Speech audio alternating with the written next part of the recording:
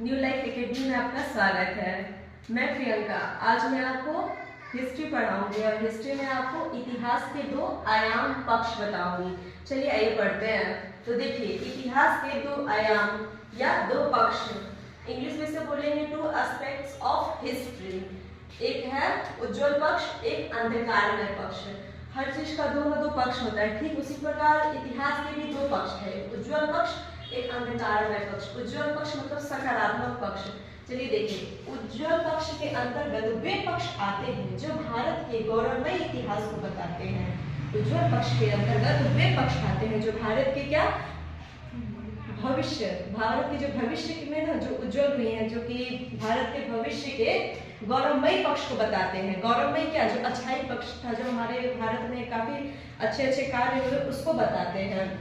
अर्थात संसार को भारत की क्या देन रही है इसके विषय में जानकारी देते हैं। संसार को हमारे भारत की क्या देन रही है, शिक्षा के तौर पे, जानकारी के तौर पे क्या देन रही है, वो इस बारे में बताते हैं। जैसे कि महान प्राचीन संस्कृति, हमारे भारत की क्या संस्कृति है, हमारे भारत में क्या सभ्यताएं हैं, वो सब भी जानकारी देता है। उसमें धार्मिक सहिष्णुता, फिर दर्शनों का विकास, योग और ध्यान पर बल, गणित विज्ञान, खगोल शास्त्र इत्यादि क्षेत्र में योगदान है। हमारे भारत में क्या क्या चीज में योगदान है, देखिए महान प्राचीन संस्कृति, हमारे भारत की जो संस्कृति थी बहुत महान प्राचीन संस्कृति थी।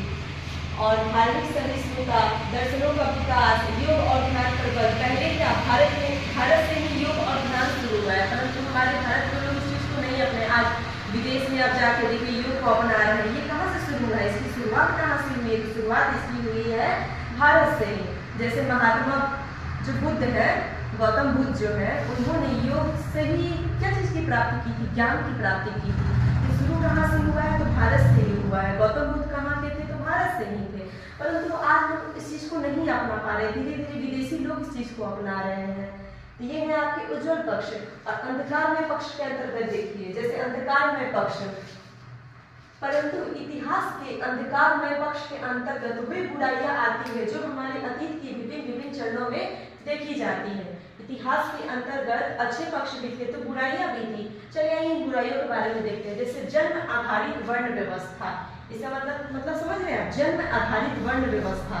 जन्म होते ही उसको एक धर्म में, समाज में बदल देना कि हाँ इस वर्ण के हैं, इस धर्म के हैं। जन्म होते ही उसका एक भेदभाव कर देना, जैसे कि लड़के और लड़कियों में भी काफी भेदभाव किया जाता था उस समय।